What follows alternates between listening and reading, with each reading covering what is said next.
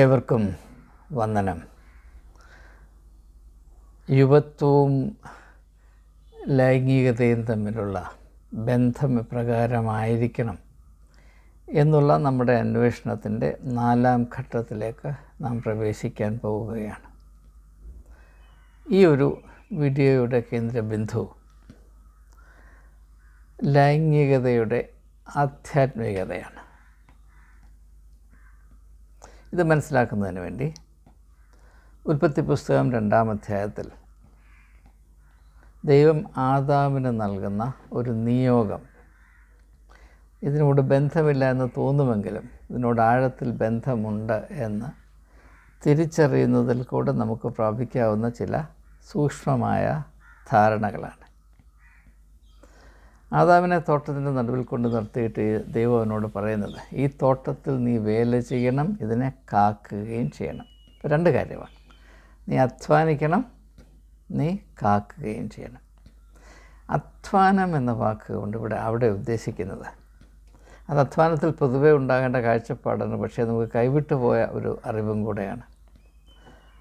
ആഴത്തിലിരിക്കുന്ന വിഭവ സമ്പത്തുക്കൾ, നന്മകൾ വെളിയിൽ കൊണ്ടുവരിക, മറഞ്ഞിരിക്കുന്ന നന്മകൾ വെളിയിൽ കൊണ്ടുവരിക എന്നതാണ് അധ്വാനത്തിൻ്റെ ആധ്യാത്മികമായ പൊരുൾ. ഇപ്പോൾ ഒരു കർഷകൻ കൃഷി ചെയ്യുമ്പോൾ വിത്ത് വിതയ്ക്കുന്നു, അവൻ അധ്വാനം ചെയ്യുന്നു. എന്തിനാണ്? ഈ ഭൂമിയുടെ ഉള്ളിൽ മറഞ്ഞു കിടക്കുന്ന നന്മയെ മനുഷ്യരുടെ ആവശ്യത്തോട് ബന്ധിപ്പിക്കുവാൻ, അതിനെ പുറത്തോട്ട് കൊണ്ടുവരുന്ന പ്രക്രിയയുടെ പേരാണ് കൃഷി എന്നുള്ളത്.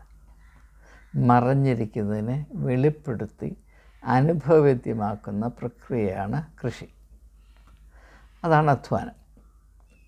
ഇപ്പോൾ ഞാനൊരു അധ്യാപകനായിരുന്നു. ഞാൻ അധ്യാപകനെ അധ്വാനിക്കുമ്പോൾ ഞാൻ ചുമതലയേറ്റെടുത്തിരിക്കുന്ന വിദ്യാർത്ഥികളുടെ ഉള്ളിൽ ഇപ്പോൾ മറിഞ്ഞു കിടക്കുന്ന സാധ്യതകൾ അതിൻ്റെ ഏറ്റവും മഹനീയ പൂർണ്ണ രൂപത്തിൽ വെളിപ്പെട്ട് വരുവാൻ എപ്രകാരം അവരെ പരിശീലിപ്പിക്കാം, സഹായിക്കാം എന്നതാണ് എൻ്റെ ലക്ഷ്യം, ആയിരിക്കണം എൻ്റെ ലക്ഷ്യം. അത് ഉപജീവന മാർഗമായിട്ട് കുറയ്ക്കാനും സാധിക്കും. പക്ഷേ അത് അങ്ങനെ ചെയ്യുന്നവൻ അധ്യാപകനല്ല, കൂലിവേലക്കാരനാണ്. 2ാമത് ദൈവം പറയുന്നത്, നീ തോട്ടത്തിനെ കാക്കണം. നീ എവിടെ പണി ചെയ്യുന്നോ അതിനെപ്പറ്റി നിനക്കൊരു ഉത്തരവാദിത്വ ബോധമുണ്ടാകണം. ഞാൻ വളരെ ശ്രദ്ധേയമായ ഒരാശയമാണിപ്പോൾ ലളിതമെങ്കിലും അവതരിപ്പിക്കുന്നത് എന്ന് നിങ്ങൾക്കറിയാം. തോട്ടമെന്ന് പറയുന്നത് മനുഷ്യ അവസ്ഥയെ, മനുഷ്യ ജീവിതത്തെയും ജീവനെയും അത് വ്യക്തിത്വമായ തലത്തിലും കുടുംബതലത്തിലും സമൂഹതലത്തിലും മാനവജാതിയുടെ ആകമാനമായ തലത്തിലും ഒന്നുപോലെ പ്രസക്തമാണ്. നാം എന്തു ചെയ്താലും, എവിടെ ജോലി ചെയ്താലും, ഏതനുഭവത്തിൽ ഏർപ്പെട്ടാലും അവിടെയൊക്കെയും നാം അനിവാര്യമായി പാലിക്കേണ്ട അച്ചടക്കം ഈ കരുതലിൻ്റെ സംസ്കാരമാണ്. കരുതലിൻ്റെ കാഴ്ചപ്പാടും സംസ്കാരവും വ്യക്തിത്വവും നമ്മുടെ ജീവിതത്തിൽ നിന്ന്, ജീവിത രീതിയിൽ നിന്ന്, സംസ്കാരത്തിൽ നിന്ന്, മതബോധത്തിൽ നിന്ന് പോലും തിരോധാനം ചെയ്യുമ്പോൾ പിന്നെ സംഭവിക്കുന്നത് മുഴുവൻ ക്രൂരതയാണ്. ഈ ക്രൂരത മനുഷ്യൻ്റെ ലൈംഗികതയിൽ വളരെ അധികം പ്രവർത്തിക്കുന്നുണ്ട് എന്നത് ഒരുപക്ഷെ ഇപ്പോൾ ഏവർക്കും കൂടുതൽ വ്യക്തമായിക്കൊണ്ടിരിക്കുന്ന യാഥാർത്ഥ്യമാണ്. എന്നാൽ ഈ ക്രൂരതയ്ക്ക് പലവിധമായ മുഖങ്ങളുണ്ട്. ഇപ്പോൾ സെക്സ് റിലേറ്റഡ് ക്രൈംസ് ക്രൂരതയാണെന്ന് നമുക്കറിയാം. എന്നാൽ അത് മാത്രമല്ല ക്രൂരത. ഒരു കുറ്റകൃത്യവും ഇടം പിടിക്കാത്ത ദാമ്പത്യ ജീവിതത്തിലും ഇഷ്ടം പോലെ, നമ്മുടെ പല റേഡിയോ സ്റ്റേഷൻ്റെ ഭാഷയിൽ പറഞ്ഞാൽ ടൺ കണക്കിന് ക്രൂരത പതിയിരിപ്പുണ്ട്, അടങ്ങിയിരിപ്പുണ്ട്, മറഞ്ഞിരിപ്പുണ്ട് എന്ന് നാം മനസ്സിലാക്കേണ്ട കാലം, നാം സത്യം തുറന്നു പറയുകയും അംഗീകരിക്കുകയും ചെയ്യേണ്ട കാലം വൈകിയിരിക്കുന്നു. അപ്പോൾ മനുഷ്യൻ്റെ സ്വഭാവം കരുതൽ എന്ന് പറയുന്ന ആത്മീകമായ അച്ചടക്കത്തിൽ നിന്ന് വ്യതിചലിച്ച് ക്രൂരത എന്ന് പറയുന്ന ഈ ഒരു വൈകല്യത്തിലേക്ക് പ്രവേശിക്കുമ്പോൾ എന്ത് സംഭവിക്കുന്നു?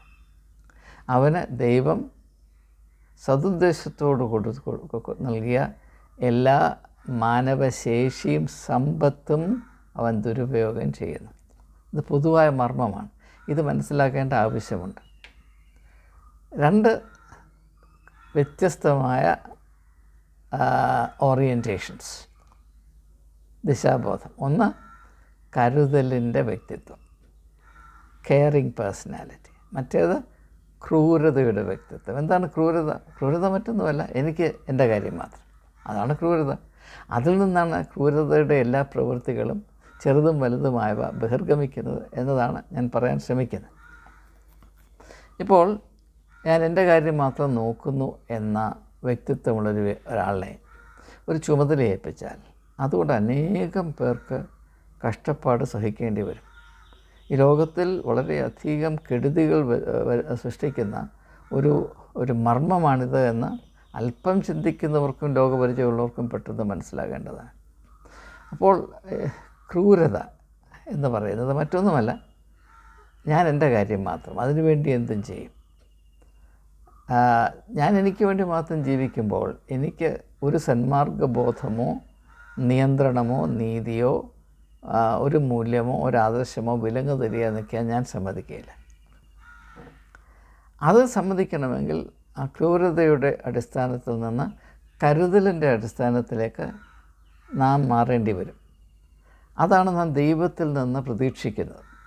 യേശു തന്നെ നല്ല ഇടയനായി അവതരിപ്പിച്ചു. എന്താണ് നല്ല ഇടയൻ? ഞാൻ കരുതലിൻ്റെ സംസ്കാരത്തിൻ്റെ ഏറ്റവും ഉദാത്തമായ ഉദാഹരണമാണ്. ദൈവം ആത്യന്തികമായ കരുതലിൻ്റെ വ്യക്തിത്വമാണ്. God CARES infinitely.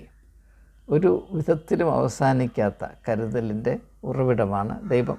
അതാണ് നമ്മുടെ ആശ്വാസം. പക്ഷേ നാം കരുതുകയില്ല. നമ്മെ സംബന്ധിച്ചിടത്തോളം ക്രൂരതയാണ് നമ്മുടെ അഭിമാനം. അപ്പോൾ ഈ കരുതലിൻ്റെ സംസ്കാരത്തിൽ നിന്നാണ് സത്യത്തോടുള്ള ബഹുമാനവും നീതിയോടുള്ള സമർപ്പണവും ആർദ്രകരുണ എന്ന് പറയുന്ന വികാരവും ഉദിക്കുന്നത് എന്ന് പെട്ടെന്ന് മനസ്സിലാകാൻ ആകേണ്ടതാണ്. അപ്പോൾ ആ ഒരു അടിസ്ഥാനത്തിലാണ് ദൈവം മനുഷ്യനെ സൃഷ്ടിച്ചത്. ആ അടിസ്ഥാനം തെറ്റിയിരിക്കുന്നു. തൽഫലമായി നാം കരുതലിൻ്റെ ആ വ്യക്തിത്വം നഷ്ടപ്പെട്ട് സ്വാർത്ഥതയുടെയും അതിൻ്റെ പ്രവർത്തന സ്വഭാവമായ ക്രൂരതയുടെയും വ്യക്തിത്വം പ്രാപിക്കുന്നു. അങ്ങനെയുള്ള വ്യക്തിത്വത്തിൽ, അങ്ങനെയുള്ള അവസ്ഥയിൽ നമ്മുടെ ആകപ്പാടെയുള്ള താല്പര്യം അല്ലെങ്കിൽ ശ്രദ്ധ എങ്ങനെ എനിക്ക് ചുറ്റുമുള്ള എല്ലാറ്റിനെയും എൻ്റെ സൗകര്യത്തിനും ലാഭത്തിനും സുഖത്തിനും ഉതകുന്ന ഉപകരണങ്ങളായി ഉപയോഗിക്കുവാൻ കഴിയും. അങ്ങനെ വ്യക്തികളെ ഉപകരണങ്ങളായി ഉപയോഗിക്കുവാൻ താല്പര്യപ്പെടുന്ന ഒരു പുരുഷൻ്റെയോ സ്ത്രീയുടെയോ ലൈംഗികത എപ്പോഴും അരാജകത്വമുള്ളതായിരിക്കും, യാതൊരു സംശയം വേണ്ട. ഇത് വ്യക്തമായി മനസ്സിലാക്കിയ ജർമ്മൻ ചിന്തകനായിരുന്ന ഇമ്മാനുവൽ കാന്ത് പറഞ്ഞത്, "The greatest sin against humanity is using a fellow human being as a tool." മനുഷ്യജാതിയോട് തന്നെ നമുക്ക് ചെയ്യാവുന്ന ഏറ്റവും വലിയ അപരാധം എന്താണ്? ഒരു വ്യക്തിയെ, ഏതെങ്കിലും ഒരു വ്യക്തിയെപ്പോലും ഒരു ടൂൾ, ഒരു ഉപകരണമായി ഉപയോഗിക്കുക. ഉപകരണമായി ഉപയോഗിക്കുക എന്ന് പറഞ്ഞാൽ സ്വന്തം താല്പര്യം മാത്രം കണക്കിലെടുത്തുകൊണ്ട് നാം ഏത് ഉപകരണത്തെ ഉപയോഗിക്കുന്നു, അതിനെന്ത് സംഭവിക്കുന്നു എന്ന് കൂട്ടാക്കാതെ ആസ്വദിക്കുക, പ്രയോജനപ്പെടുത്തുക. നമ്മൾ മാങ്ങ ചെത്തുന്നു, പഴുത്ത മാങ്ങ ചെത്തുമ്പോൾ കത്തിക്ക് എന്തെങ്കിലും വരുമോ എന്ന് ചിന്തിച്ചിട്ടല്ല ചെയ്യുന്നത്. കത്തി നമ്മൾ ഉപയോഗിക്കുന്നത് നമ്മുടെ താല്പര്യം മാത്രം ഉദ്ദേശിച്ചാണ്. കത്തിക്ക് കേട് വരരുതേ എന്ന് വിചാരിച്ചല്ല മാങ്ങ പൂളുന്നത്, നമുക്കറിയാം. അപ്പോൾ ഇത് മാങ്ങ പൂളുന്നതിൽ മാത്രമല്ല, ഒരു പുരുഷൻ സ്ത്രീയോട് ബന്ധപ്പെടുന്നതിനോടും സ്ത്രീ പുരുഷനോട് ബന്ധപ്പെടുന്നതിലും ഇതേ മർമ്മം തന്നെ പ്രവർത്തിക്കും എന്നതാണ് നാം തിരിച്ചറിയേണ്ട കാര്യം. അതിൻ്റെ ഒരു നല്ല ഉദാഹരണമാണ് യോഹന്നാൻ്റെ സുവിശേഷം 4-ാം അധ്യായത്തിൽ ശമര്യക്കാരി സ്ത്രീയുടെ അനുഭവം എന്താണെന്ന് യേശു അവളോടൊരു സംവാദത്തിൽ കൂടെ വെളിപ്പെടുത്തുന്നത്. 5 ഭർത്താക്കന്മാർ നിനക്കുണ്ടായിരുന്നു, ഇപ്പോഴുള്ളതോ ഭർത്താവല്ല. ഇതിന് മുമ്പുണ്ടായിരുന്ന 5 മിടുക്കന്മാരും അവളെ മാങ്ങ പൂളാൻ ഉപയോഗിക്കുന്ന കത്തി പോലെ ഉപയോഗിച്ചതാണ്. പൂളിക്കഴിഞ്ഞു, അവരവിടെ പാട്ടിന് പോയി. ഇപ്പോഴുള്ളവനോ അവനും മുമ്പേ ഉണ്ടായിരുന്ന 5 പേരെക്കാളും മിടുക്കനാണ്. അപ്പോൾ ആ സമൂഹത്തിലെ പുരുഷത്വം എന്ന് പറയുന്ന ഒരവസ്ഥയിൽ സംഭവിച്ച ജീർണതയാണ് അവിടെ ചൂണ്ടിക്കാണിക്കുന്നതെന്ന് പലരും പരാമർശിക്കാറില്ല. അതുകൊണ്ട് ഞാനൊന്ന് ശ്രദ്ധിക്കുന്നു എന്ന് മാത്രം. അപ്പോൾ ഈ മനുഷ്യൻ്റെ ലൈംഗികത മനസ്സിലാക്കുമ്പോൾ അതിൽ നാം വളരെ വളരെ ശ്രദ്ധിച്ച് മനസ്സിലാക്കേണ്ട ഒരു കാര്യം, പുരുഷൻ സ്ത്രീ ഈ 2 സങ്കല്പങ്ങളെ നാം എങ്ങനെ മനസ്സിലാക്കും എന്നതാണ്. പ്രത്യേകിച്ച് യേശുവിൻ്റെ ദർശനത്തിൽ ഏറ്റവും പ്രാധാന്യം യേശു കൽപ്പിച്ചിരുന്നത് സ്ത്രീ എന്ന് പറയുന്ന സങ്കല്പത്തിനാണ്. അത് യോഹന്നാൻ്റെ സുവിശേഷം 4-ാം അധ്യായത്തിലാണെങ്കിലും ലൂക്കോസിൻ്റെ സുവിശേഷം 7-ാം അധ്യായത്തിലാണെങ്കിലും അങ്ങനെ മറ്റുള്ള സംഭവങ്ങളാണെങ്കിലും വളരെ വ്യക്തമാണ്. ഇപ്പോൾ ലൂക്കോസിൻ്റെ സുവിശേഷം 7-ാം അധ്യായത്തിൽ യേശു ശിമോൻ എന്ന് പറയുന്ന ഫരീസിൻ്റെ വീട്ടിൽ അത്താഴത്തിനിരിക്കുമ്പോൾ ഒരു സ്ത്രീ വന്ന് അവളുടെ ആദരവ് യേശുവിനെ അറിയിക്കുന്നു, പ്രകടിപ്പിക്കുന്നു. അപ്പോൾ അത് കണ്ട് നിരസപ്പെടുന്ന ശിമോനോട് യേശു ചോദിക്കുന്നത്, ശിമോനെ, നീ ഈ സ്ത്രീയെ കാണുന്നുണ്ടോ എന്നുള്ളതാണ്. Do you see this woman എന്നാണ്. കാരണം എന്താണ്? ആ സമൂഹത്തിൽ ഒരു സ്ത്രീയെ കാണാനുള്ള കണ്ണ് പുരുഷനില്ലായിരുന്നു. സ്ത്രീ എപ്പോഴും ഒരു ഉപകരണം മാത്രമായിരുന്നു. അങ്ങനെ ഉപകരണമായി നാം ആരെ കാണുന്നുവോ ഉപയോഗിക്കുന്നുവോ അവരെ പറ്റി നമുക്ക് പുച്ഛമേ ഉണ്ടാകുകയുള്ളൂ. അതുകൊണ്ട് പ്രത്യേകമായി തിരിച്ചറിയേണ്ടത്, പ്രത്യേകിച്ച് ഞാൻ പെൺകുട്ടികളോട് പറയുകയാണ്, നിങ്ങൾ നിങ്ങളെ തന്നെ ആരുടെയെങ്കിലും ഇഷ്ടം സാധിക്കുന്നതിനുള്ള കരുക്കളായി, ഉപാധികളായി, ടൂൾസായി അധപ്പതിപ്പിച്ചാൽ നിങ്ങൾ വെറുക്കപ്പെടുകയേ ഉള്ളൂ. യാതൊരു സംശയവും വേണ്ട. അത് നിങ്ങൾ വരുത്തി വെക്കുന്ന ശാപമാണ്. നിങ്ങളെ മറ്റൊരാൾ ഒരു ഉപകരണമായി തരം താഴ്ത്തണമോ വേണ്ടയോ എന്ന് നിങ്ങളാണ് തീരുമാനിക്കേണ്ടത്. നിങ്ങളെ അങ്ങനെ നിങ്ങളുടെ സമ്മതം കൂടാതെ തരം താഴ്ത്തുവാൻ ദൈവം ആർക്കും ഈ ലോകത്തിൽ അധികാരം കൊടുത്തിട്ടില്ല. ബലപ്രയോഗം ചെയ്ത് ആരെങ്കിലും നിങ്ങളെ ബലാത്സംഗം ചെയ്താലും നിങ്ങളുടെ വ്യക്തിത്വത്തിന് യാതൊരു കോട്ടവും വരികയില്ല. നമ്മുടെ സമൂഹം വെച്ച് പുലർത്തുന്ന വലിയൊരു മണ്ടത്തരം, ഒരു നിസ്സഹായാവസ്ഥയിൽ ഒരു പെൺകുട്ടിയെ ഒരു കാട്ടുപോത്ത് പോലെയുള്ളൊരു പുരുഷൻ കീഴ്പ്പെടുത്തി, അതുകൊണ്ട് അവൾ ആജീവനാന്തം ശപിക്കപ്പെട്ടു. അവൾക്ക് യാതൊരു കുറവും അതുകൊണ്ട് വരുന്നില്ല. കാരണം അത് അവൾ സമ്മതിച്ചതല്ല, അവൾക്കത് തടയാൻ വയ്യാതെ പോയ ഒരവസ്ഥയാണ്. അത് ശപിക്കപ്പെട്ടത് ആ കാട്ടുപോത്താണ്, അതിൻ്റെ ഇരയല്ല എന്നാൽ മനസ്സിലാക്കുക. ആ ഒരു തിരുത്തലെങ്കിലും സംഭവിക്കണം. അപ്പോൾ ഞാൻ പറഞ്ഞു വന്നത്, പുരുഷൻ അവൻ്റെ അഭിമാനം ക്രൂരതയാണ്. അതേ സമൂഹം സ്ത്രീയോട് പറയും, നിൻ്റെ മകുടം എന്താണ്? നീ കീഴ്പ്പെടുക, പുരുഷന് വിധേയപ്പെട്ടിരിക്കുക, പുരുഷനോ ആധിപത്യം ചെയ്യുക. ഈ ഒരു സാമൂഹ്യ ദർശനത്തിൽ മനുഷ്യൻ്റെ ലൈംഗികം ഒരായുധമായി മാത്രമേ പ്രവർത്തിക്കുകയുള്ളൂ എന്ന് ഞാൻ സത്യമായി നിങ്ങളോട് പറയുന്നു. അതുകൊണ്ട് തന്നെ ഈ ഒരു പ്രശ്നത്തെ നമുക്ക് കൈകാര്യം ചെയ്യണമെങ്കിൽ സ്ത്രീ എന്താണ്, പുരുഷൻ എന്താണ്, ഇതിനെപ്പറ്റിയുള്ള ആത്മീയമായൊരു ദർശനം നാം പ്രാപിക്കുകയും അത് പ്രാവർത്തികമാക്കുവാൻ പ്രചരിപ്പിക്കുകയും ചെയ്യണം. There has to be a cultural transformation. അത് നാം പ്രത്യേകം ശ്രദ്ധിക്കേണ്ടതാണ്. അതിൻ്റെ പ്രാധാന്യം വേണ്ടതുപോലെ അവരെയും അറിയിക്കുവാൻ എനിക്ക് സാധിക്കുന്നില്ലല്ലോ എന്ന സങ്കടം എനിക്കുണ്ട്. നമ്മുടെ സംസ്കാരം ഇപ്പോൾ വെച്ച് പുലർത്തുന്ന അനുമാനങ്ങൾ, പ്രത്യേകിച്ച് പുരുഷനായാൽ എങ്ങനെയായിരിക്കണം, എങ്ങനെയൊക്കെ ആകാം എന്നതിനെ പറ്റിയുള്ള ധാരണകൾ തിരുത്താതെ നാം പരാമർശിക്കുന്ന പ്രശ്നത്തിന് യാതൊരു പോംവഴിയും യാതൊരു പരിഹാരവും ഉണ്ടാകുകയില്ല എന്ന് ഞാൻ സത്യമായി നിങ്ങളോട് പറയുകയാണ്. അപ്പോൾ അതുകൊണ്ട് ലൈംഗികമായ അരാജകത്വം സ്ഥിതി ചെയ്യുന്നു, സംശയമില്ല. പക്ഷേ അതെന്തുകൊണ്ട് സംഭവിക്കുന്നു എന്ന് വ്യക്തമായി ധരിച്ചെങ്കിൽ മാത്രമേ അതിന് തക്കതായ ഒരു പ്രതിവിധി ആവിഷ്കരിക്കുവാൻ നമുക്ക് കഴിയുകയുള്ളൂ എന്നതാണ് സാമാന്യമായ ബുദ്ധി. അതുകൊണ്ട് യേശുവിൽ കൂടെ നാം കാണുന്ന ഒരു വ്യക്തിത്വമുണ്ട്. അത് ലൈംഗികതയിൽ ഒരു പ്രശ്നവുമില്ലാത്ത വ്യക്തിത്വമാണ്. യേശു പുരുഷനായിരുന്നു, സംശയമില്ല. പക്ഷേ യേശു ആരെയും ഉപകരണമായി ഉപയോഗിച്ചില്ല, ഒരു വ്യക്തിയെപ്പോലും. ഇത് മാത്രവുമല്ല, അങ്ങനെ ഉപകരണമായി ഉപയോഗിക്കുന്ന ലോകത്തിലെ ഏറ്റവും വലിയ പാപമാണ് എന്ന് യേശു മനസ്സിലാക്കി. അതിൻ്റെ ഉദാത്തമായ ഉദാഹരണമാണ് തന്നെ തന്നെ മറ്റുള്ളവരുടെ നന്മയ്ക്ക് വേണ്ടി യാഗമായി അർപ്പിക്കുക. യേശുവിൻ്റെ ആത്യന്തികമായ ഈ ദൗത്യത്തിൻ്റെ അർത്ഥം, ആത്മീയ പൊരുൾ മനസ്സിലാകണമെങ്കിൽ അത് ഈ ഒരു വെളിച്ചത്തിൽ സമീപിച്ചാൽ സാധ്യമാകുന്നതാണ്. ലോകത്തിൻ്റെ സ്വഭാവം മറ്റുള്ള എല്ലാവരെയും എൻ്റെ ഇംഗിതത്തിനും സുഖത്തിനും സൗകര്യത്തിനും ഉതകുന്ന ആയുധങ്ങളായി ഉപയോഗിക്കുവാനാണ് മനുഷ്യൻ്റെ ഈ അധപ്പതിച്ച സ്വഭാവം താല്പര്യപ്പെടുന്നത്, കൂട്ടാക്കുന്നത് എങ്കിൽ അതിൽ നിന്ന് തുലവും വ്യത്യസ്തമായി നിങ്ങളുടെ നന്മയ്ക്കായി ഞാൻ എൻ്റെ ജീവനെ ഇതാ നൽകുന്നു എന്ന് പറയുന്നതാണ് പുരുഷത്വം. എന്ന് മാത്രമല്ല, അതാണ് മനുഷ്യത്വം. സ്ത്രീക്കും പുരുഷനും ഒന്നും, അതാണ് മനുഷ്യത്വം എന്ന് പറയുന്നത്. സ്ത്രീക്കും പുരുഷനും ഒന്നുപോലെ ഉണ്ടാകേണ്ട ഗുണങ്ങൾ ഉൾക്കൊള്ളുന്ന പ്രതിഭാസത്തിൻ്റെ പേരാണ് മനുഷ്യത്വം എന്നുള്ളത്. ഇനിയും ഇതിനോടനുബന്ധിച്ചൊന്നുണ്ട് കാര്യങ്ങൾ ഞാൻ പ്രത്യേകമായി എടുത്ത് പറയട്ടെ. ഞാൻ വേറൊരു വീഡിയോയിൽ സൂചിപ്പിച്ചതുപോലെ ദൈവം മനുഷ്യനെ സ്ത്രീയും പുരുഷനുമായി സൃഷ്ടിച്ചു. ദൈവം മനുഷ്യനെ രണ്ട് സെക്സ് ആനിമൽസായിട്ടല്ല സൃഷ്ടിച്ചത്, സ്ത്രീയും പുരുഷനുമായി സൃഷ്ടിച്ചു എന്ന് പറയുമ്പോൾ നാം മനസ്സിലാക്കേണ്ടത് ദൈവം സൃഷ്ടിച്ചത് ജെൻഡറാണ്. സ്ത്രീത്വം, പുരുഷത്വം, ജെൻഡർ. എന്തുകൊണ്ടാണ് ജെൻഡർ ആവശ്യമായിട്ട് വരുന്നത്?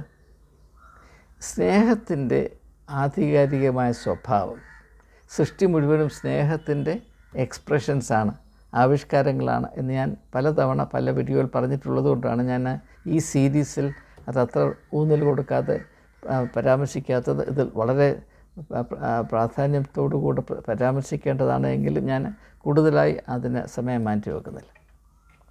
അപ്പോൾ സൃഷ്ടി മുഴുവനും ദൈവസ്നേഹത്തിൻ്റെ ആവിഷ്കാരങ്ങളാണ്. അതിൻ്റെ ഭാഗമായി മനുഷ്യൻ എന്ന് പറയുന്ന സങ്കല്പം, മനുഷ്യത്വം എന്ന് പറയുന്ന സങ്കല്പം, ആ മനുഷ്യത്വം നിലനിൽക്കണമെങ്കിൽ ഈ സ്ത്രീ പുരുഷ ഘടകങ്ങൾ, പരസ്പരപൂരിതമായ ഘടകങ്ങൾ, അതിൻ്റെ പരിശുദ്ധിയിൽ പരസ്പര സമന്വയത്തിൽ ഒന്നായിത്തീരണം. ആ പ്രക്രിയയുടെ പേരാണ് സ്നേഹമെന്നുള്ളത്. അതായത് സ്നേഹത്തിൻ്റെ സ്വഭാവം വൈവിധ്യങ്ങളെ, ഡിഫറൻസസ്, അതിനെ ഒന്നാക്കുക. ഈ സാധാരണ നോക്കുമ്പോൾ ഇത് വ്യത്യസ്തമാണെന്ന് തോന്നുന്നത് അങ്ങനെയല്ല, അതൊന്നാണ്. ആ വ്യത്യസ്തമാണെന്ന് തോന്നുന്നു ഒന്നാകുമ്പോൾ മാത്രമേ അത് ജീവൻ്റെ മർമ്മമായി തീരുകയുള്ളൂ എന്ന പരിജ്ഞാനം സ്നേഹത്തിൽ മാത്രമേ ഉണ്ടാകുകയുള്ളൂ. വ്യത്യസ്തമായത് ധ്രുവീകരിക്കപ്പെടണം, അതാണ് നാം ചെയ്യാവുന്ന ഏറ്റവും നല്ല മിടുക്ക് എന്ന് വിചാരിക്കുന്നതാണ് ലൈംഗികതയുടെ, സ്നേഹമില്ലാത്ത ലൈംഗികതയുടെ പരാക്രമം. അതിനാണ് റേപ്പ് എന്ന് പറയുന്നത്.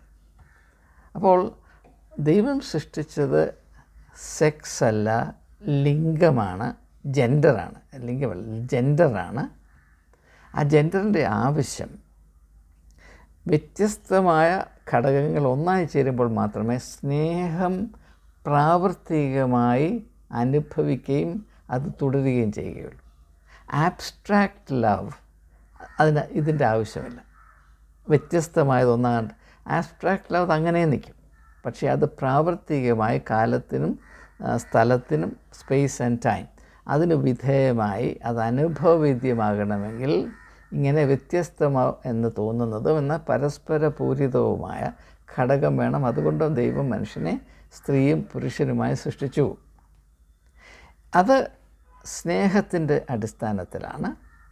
അപ്പോൾ സ്നേഹം പ്രകടിപ്പിക്കപ്പെടേണ്ടതിന് ഇപ്രകാരമുള്ളൊരു ക്രമീകരണം ആവശ്യമാണ്. പക്ഷേ ആ സ്നേഹത്തെ മനുഷ്യൻ അവൻ്റെ അധപ്പതനം കൊണ്ട് സെക്സായി ചുരുക്കിക്കളഞ്ഞു. ഇത് ഞാൻ ആദ്യത്തെ 2 വീഡിയോകളിൽ ഞാൻ പരാമർശിച്ചതാണ്, അതുകൊണ്ട് ഞാൻ ആവർത്തിക്കുന്നില്ല. അപ്പോൾ അങ്ങനെയുള്ള ആ ഒരു അധപ്പതനത്തിൻ്റെ ഫലമായി എന്ത് സംഭവിച്ചു? സ്ത്രീ പുരുഷ ബന്ധത്തിൽ നിന്ന് പരസ്പരം കരുതുവാനുള്ള ചുമതല നഷ്ടപ്പെട്ടു പോയി. സ്നേഹത്തിൻ്റെ ആധികാരിക സ്വഭാവം കരുതലാണ്. സെക്സിൻ്റെ ആധികാരികമായ സ്വഭാവം ചൂഷണമാണ്. ആ ചൂഷണത്തിൽ ക്രൂവൽറ്റി ഉണ്ടായിരിക്കും. ആ ക്രൂരതയും ചൂഷണവും നിലനിൽക്കുന്ന വ്യക്തിത്വം അധപ്പതനത്തിൻ്റെ വ്യക്തിത്വമായിരിക്കും. അത് അന്ധകാരത്തിൻ്റെ ആത്മാവായിരിക്കും. അപ്രകാരം നമ്മുടെ യുവാക്കന്മാർ അധപ്പതിച്ച് പോകുന്നതിനെപ്പറ്റി നമുക്ക് ചിന്തയില്ലാതിരിക്കുന്നു എന്നത് നാം നമ്മോട് തന്നെ കാണിക്കുന്ന ശാപമാണ്. അപ്രകാരം ചിന്തയുള്ള വ്യക്തികൾ ഈ യൂട്യൂബ് സംഗമത്തിൽ ഉള്ളതുകൊണ്ട് ഞാൻ ദൈവത്തെ സ്തുതിക്കുന്നു. അതുകൊണ്ടാണ് ഇങ്ങനെ ഒരു നിർദ്ദേശം വന്നത്. ഞാൻ അതിനെ പ്രതികരിച്ച് ചിന്തകൾ നിങ്ങളുമായി പങ്കിടുവാൻ ഇടയായത് വന്ന് സന്തോഷത്തോടെ നന്ദിയോടെ ഞാൻ ഈ സമയത്ത് ഓർക്കുകയും ചെയ്യുന്നു. അതുകൊണ്ട് നാം ഇനിയുള്ള കാലങ്ങളിൽ ക്രിസ്തീയ സമൂഹത്തിൽ, പ്രത്യേകിച്ച് ക്രിസ്തീയ സമൂഹത്തിൽ മാത്രമല്ല സർവ്വലൗകികമായി നടക്കേണ്ടതാണ്, പക്ഷേ that charity begin at home. ക്രിസ്തീയ സമൂഹത്തിൽ പ്രത്യേകമായി ശ്രദ്ധിക്കേണ്ടത് കരുതലിൻ്റെ ഒരു സംസ്കാരം ആവിഷ്കരിക്കുവാനും അത് തലമുറകൾക്ക് കൈമാറ്റം ചെയ്യുവാനും നാം പ്രത്യേകം ശ്രദ്ധിക്കണം. പക്ഷേ അങ്ങനെയുള്ള ഒരു അനുഭവം, അതാണ് നമ്മുടെ യഥാർത്ഥത്തിലുള്ള ആത്മീയ സംസ്കാരമെന്ന് വളർന്നു വരുന്ന കുഞ്ഞുങ്ങൾ, യുവാക്കന്മാർ തിരിച്ചറിയാൻ തക്കവണ്ണമുള്ള യാതൊരു സംവിധാനവും അനുഭവവേദിയും ഇല്ല എന്നതാണ് എൻ്റെ സത്യം. ഇപ്പോൾ നമ്മൾ സഭാജീവിതത്തിലേക്ക് നോക്കുമ്പോൾ അവിടെ കരുതലിൻ്റെ ഒരു സംസ്കാരമുണ്ട് എന്ന് ആർക്കെങ്കിലും പറയാൻ കഴിയുമോ? സഭാജീവിതത്തിൽ, സഭയുടെ ചരിത്രം നോക്കുമ്പോൾ, മതങ്ങളുടെ ചരിത്രം നോക്കുമ്പോൾ അവിടെ കരുതലല്ല, ക്രൂരതയാണ്. അതിൻ്റെ ഏറ്റവും ഉത്തമ ഉദാഹരണമാണ് യേശുവിൻ്റെ ക്രൂശീകരണം. മനുഷ്യൻ്റെ ക്രൂരത എത്ര മൂർച്ചയേറിയതാണ് എന്നതിൻ്റെ എന്നേക്കുമായിട്ടുള്ള അടയാളപ്പെടുത്തലാണ് യേശുവിൻ്റെ ക്രൂശ്. അതും തോളത്തിട്ട് മാന്യത അടിച്ച് നടക്കുന്ന ആളുകൾ അവിടെ ഉള്ള കടിച്ചു കീറുന്ന ചെന്നായ്ക്കളാണ്. അതിൻ്റെ മുകളിലാണ് ഈ ക്രൂശ് കിടന്ന് ആടുന്നതെന്ന് നിങ്ങൾ മനസ്സിലാക്കുക. അപ്പോൾ ഇങ്ങനെയുള്ള ഈ കപടഭക്തിയുടെ ഒരു സാഹചര്യത്തിൽ അതിൽപ്പെട്ട് മാത്രം വളരുന്ന യുവാക്കന്മാർ ഏത് തരത്തിലുള്ള ലൈംഗിക മാന്യത പാലിക്കണമെന്നാണ് നിങ്ങൾ പറയുന്നത്?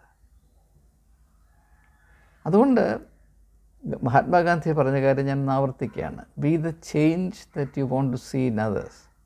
നമ്മുടെ യുവാക്കന്മാർ ലൈംഗികമായ കാര്യത്തിൽ അല്പമൊക്കെ മാനവും മര്യാദയുമായിട്ടൊക്കെ നിൽക്കണമെന്ന് നമുക്ക് താല്പര്യമുണ്ടെങ്കിൽ അതിനുതകുന്ന ഒരു ജീവിത രീതിയും ജീവിത ദർശനവും കാഴ്ചപ്പാടും സംസ്കാര രുചിയും നാം സൃഷ്ടിക്കേണ്ടതല്ലയോ? ഇതൊന്നും ശ്രദ്ധിക്കാതെ ഇതാ യുവാക്കന്മാർ കൈവിട്ടു പോകുന്നു, പിന്നെ ലവ് ജിഹാദിൽ പെട്ടുപോകുന്നു എന്നൊക്കെ പറയുകയും അത് പരിഹരിക്കാനുള്ള യാതൊരു സ്റ്റെപ്പും എടുക്കാതെ പൊതുരംഗത്ത് വെറും കുരങ്ങ് കളിക്കുകയും ചെയ്യുന്ന ഈ പരിപാടി നമ്മെ അപമാനിക്കുന്നതിന് തുല്യമാണെന്നല്ല ഞാൻ എന്ത് പറയേണ്ടു. അതുകൊണ്ട് ഇനിയും ഒരു കാര്യം കൂടെ സൂചിപ്പിച്ച് നിർത്താൻ പോകും. ഞാൻ എന്തുകൊണ്ടാണ് ഈ ഉത്തരവാദിത്വ ബോധമുള്ള അല്ലെങ്കിൽ കെയറിങ് കൾച്ചറുള്ള ഒരു സംസ്കാരം അല്ലെങ്കിൽ വ്യക്തിത്വം ഉണ്ടാകണമെന്ന് പറയുന്നത്? ഞാൻ ലഹരി പദാർത്ഥത്തോട് യുവാക്കന്മാർ അടിമകളാകുന്ന ആ ഒരു പ്രക്രിയയെ ആസ്പദമാക്കി ഒരു പുസ്തകം എഴുതിയിട്ടുണ്ട്. The dream and the dragon എന്നാണ് പുസ്തകത്തിൻ്റെ പേര്. It's about substance abuse, addictions of all forms. Alcohol ആണെങ്കിലും ടുബാക്കോ ആണെങ്കിലും സെക്സ് ആണെങ്കിലും മറ്റ് ഹാർഡ് ഡ്രഗ്സ് ആണെങ്കിലും അതിനെപ്പറ്റിയുള്ള പുസ്തകമാണ്. അവിടെ ഞാൻ പറയുന്നൊരു കാര്യം, ഇത് 1994 പബ്ലിഷ് ചെയ്ത പുസ്തകമാണ്. പറയുന്നൊരു കാര്യം, there is something called addictive personality. ഇപ്പോൾ സെക്സ് ഒരു വലിയ അഡിക്ഷനാണ് എന്നത് നിങ്ങൾക്കറിയാം. ഞാൻ അറിയാവുന്ന കാര്യങ്ങൾ കൂടുതൽ വിശദീകരിക്കേണ്ട കാര്യമില്ല എന്നാണ് ഞാൻ കരുതുന്നത്. Sex is one of the major forms of human addiction. അപ്പോൾ ഈ അഡിക്റ്റീവ് പേഴ്സണാലിറ്റി എന്ന് പറഞ്ഞൊരു കാറ്റഗറി സൈക്കോളജിയിലുണ്ട്, മനഃശാസ്ത്രത്തിലുണ്ട്. എന്താണ് അഡിക്റ്റീവ് സൈക്കോളജിയുടെ എസെൻസ്? എങ്ങനെയാണ് മനുഷ്യർ അഡിക്റ്റീവ് സൈക്കോളജി, അതായത് ഒരു വ്യക്തി അഡിക്ഷനിലോട്ട് പോകാൻ മറ്റുള്ളവരെക്കാൾ ചായ്വ് വരുന്ന അല്ലെങ്കിൽ ബലഹീനതയുള്ള ഒരു വ്യക്തിയായിട്ട് മാറുന്നതിൻ്റെ കാര്യം എന്താണ്? മനഃശാസ്ത്രജ്ഞന്മാർ പറയുന്നത് അവരിൽ ഉത്തരവാദിത്വ ബോധം വളർത്തുന്നതിൽ മാതാപിതാക്കന്മാർ പരാജയപ്പെടുന്നത് കൊണ്ടാണ്.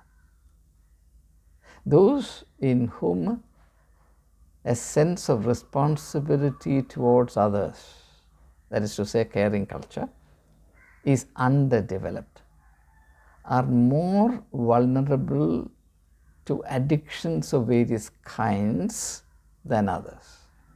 ഇത് പ്രത്യേകം ശ്രദ്ധിക്കണം. ഇപ്പോൾ നമ്മുടെ കുഞ്ഞുങ്ങൾ ഇപ്പോൾ സ്കൂളിൽ കോളേജിൽ പോകുന്നു, പിയർ ഗ്രൂപ്പിൽ പെട്ടു പോകുന്നു എന്നൊക്കെ കേൾക്കുമ്പോൾ പിയർ ഗ്രൂപ്പ് പ്രഷർ എന്നൊക്കെ പറയും. അങ്ങനൊരു കാര്യമില്ല. പിയർ ഗ്രൂപ്പ് പ്രഷറല്ല പ്രശ്നം. നമ്മുടെ കുഞ്ഞുങ്ങളിൽ ഉത്തരവാദിത്വ ബോധം, മറ്റുള്ളവരെ പറ്റി ചിന്തിക്കുവാനും കരുതുവാനും അവരുടെ വികാരങ്ങളെയും വേദനകളെയും മാനിക്കുവാൻ കൂട്ടാക്കണമെന്ന ഒരു ചെറിയ ബോധം വളർത്തുവാൻ മാതാപിതാക്കളായ നാം ശ്രമിച്ചിട്ടില്ല. അങ്ങനെ ചെയ്യണമെന്നൊരു ബോധ്യം പോലും നമുക്കില്ലായിരുന്നു. അതുകൊണ്ട് എന്ത് പറ്റി? നമ്മുടെ കുഞ്ഞുങ്ങൾക്ക് ഉത്തരവാദിത്വ ബോധമില്ല. അവർക്ക് മാതാപിതാക്കന്മാരെ പറ്റി പോലും ചിന്തിക്കേണ്ട കാര്യമില്ല. അവർ സ്കൂളിലും കോളേജിലും പോകുമ്പോൾ അവിടെയുള്ള സാഹചര്യം അനുസരിച്ച് മാത്രം പ്രവർത്തിക്കുന്നു. ഏത് അണ്ടനും അടകോടനും പറയുന്നു അത് അതുപോലെ ചെയ്യുന്നു. അതിൻ്റെ വരുംപരായികൾ ചിന്തിക്കാൻ അവർക്ക് കഴിയുന്നില്ല. അതിന് തക്കതായ വളർച്ച അവർ പ്രാപിച്ചിട്ടില്ല. ശരീരം വളർന്നു, അതിനുവേണ്ടി എല്ലാം നമ്മൾ ചെയ്തു, വാരിക്കോരി കുറുക്കി വായിലിട്ട് ഉണ്ടയിട്ട് കൊടുത്തു. പക്ഷേ അവരിൽ ഉത്തരവാദിത്വ ബോധം, സെൻസ് ഓഫ് റെസ്പോൺസിബിലിറ്റി വളർത്തുവാൻ നാം ശ്രമിക്കാത്തത് കൊണ്ട് അവർ മറ്റുള്ളവരുടെ ഇരയായി പോവുകയാണ്. ഒന്നിൽ ഇരയാകുന്നു, അല്ല ആരെങ്കിലും ഇരയാക്കുന്നു. ഇത് രണ്ടുമേ നടക്കുന്നുള്ളൂ. അത് തന്നെയാണ് സഭാജീവിതത്തിൽ നടക്കുന്നത്. ഉത്തരവാദിത്വ ബോധത്തോടല്ല കസേരയിൽ കയറിയിരിക്കുന്നത്. അധികാരം, അതിൻ്റെ മൂടി, അതിൻ്റെ കണ്ണഞ്ചിപ്പിക്കുന്ന സാധ്യതകൾ, മറ്റുള്ളവരുടെ മുമ്പിൽ മാറുവരിച്ച് നടക്കുക, ഇങ്ങനെയുള്ള കാര്യങ്ങൾ വെറും ബാലിശമായ കാര്യങ്ങളാണ് ഇതിൽ നിറഞ്ഞിരിക്കുന്നതെന്ന് കാര്യം. അപ്പോൾ ഇത് മനസ്സിലാക്കാതെ നമുക്ക് ഈ പ്രശ്നത്തെ കൈകാര്യം ചെയ്യാൻ ഒരു മാർഗവുമില്ല. പിന്നെ എല്ലാവരും പറയുന്നവർ ഞാനും പറയുന്നു, ഇത് അതിശക്തമായ ഒരു മാനുഷിക ഊർജമാണ്. It's a very potent human energy, the sexual energy. അതിനെ തുച്ഛീകരിക്കാൻ ഞാൻ തയ്യാറില്ല. ഞാനിതുവരെ പറഞ്ഞ കാര്യങ്ങൾ അതെനിക്കറിയാൻ കഴിഞ്ഞിട്ടല്ല. പക്ഷേ അതിൻ്റെ ആ ഓൾമൈറ്റി നേച്ചർ, അത് മനുഷ്യൻ്റെ നിയന്ത്രണത്തിന് അതീതമാണെന്ന് തോന്നലൊരു പ്രതീതി മാത്രമാണ്. ആ പ്രതീതി സൃഷ്ടിച്ചു വെച്ചത് നാം എല്ലാവരും കൂടെ ചേർന്ന് സൃഷ്ടിച്ച സംസ്കാരവും അതിലടങ്ങിയിരിക്കുന്ന ബാലിശമായ ആശയങ്ങളും അതിൻ്റെ അടിമകളായി പോകുമ്പോൾ മനുഷ്യ വ്യക്തിത്വത്തിൻ്റെ വളർച്ചയിൽ വരുന്ന വൈകല്യങ്ങളും വ്യക്തികൾ പ്രാപിക്കുന്ന ബലഹീനതകളുമൊക്കെയാണ്. ഇതിനൊക്കെ പോംവഴികളുണ്ട്. ഇതിനതീതമായി വളരുവാൻ നമുക്ക് കഴിയും. പക്ഷേ അതിനൊരു ഷോർട്ട് കട്ടില്ല. അതിനൊരു യേശു പറഞ്ഞ പോലെ വിശാലമായ വഴിയില്ല. പാട്ടുപാടി ഉല്ലസിച്ച് നടന്ന് ലക്ഷ്യസ്ഥാനത്ത് ചെന്നെത്താൻ the way to life is the narrow and straight path. ആ ഒരു വഴിയാണ് ഞാൻ ഈ ചിന്തകളിൽ കൂടെ അവതരിപ്പിക്കാൻ, ആവിഷ്കരിക്കാൻ ശ്രമിക്കുന്നത്. ഏതായാലും ഇതുവരെയുള്ള കാര്യങ്ങൾ ഏതാണ്ട് വ്യക്തമായി കാണുമെന്ന് ഞാൻ കരുതുകയാണ്. ഇനിയും ഒരു വീഡിയോ കൂടെ ചെയ്യേണ്ട ആവശ്യമുണ്ട് എന്ന് തോന്നുന്നു. അതോടുകൂടെ ഈ സീരീസ് അവസാനിക്കുന്നതാണ്. നിങ്ങൾ ദയവായി ഈ വീഡിയോകൾ, ഇതുവരെ നാം 4 സെഷൻസ് കഴിഞ്ഞു, ഇവയൊക്കെയും ഒരു സീരീസ് എന്ന നിലയിൽ കണ്ട് ഒരു പഠന സമീപനത്തിൽ ഇതിൻ്റെ ഉള്ളടക്കത്തെ പരിഗണിച്ച് ഇതിലുള്ള അപാകതകൾ, gaps and inadequacies in mathematic arguments അത് നിങ്ങൾ പരിഹരിച്ച് ഇതിൻ്റെ ഒരു പൂർണ്ണ രൂപം കണ്ടെത്തുവാൻ ഏവരും ശ്രമിക്കും എന്ന പ്രത്യാശയിൽ വാക്കുകൾ ഉപസംഹരിക്കുകയാണ്.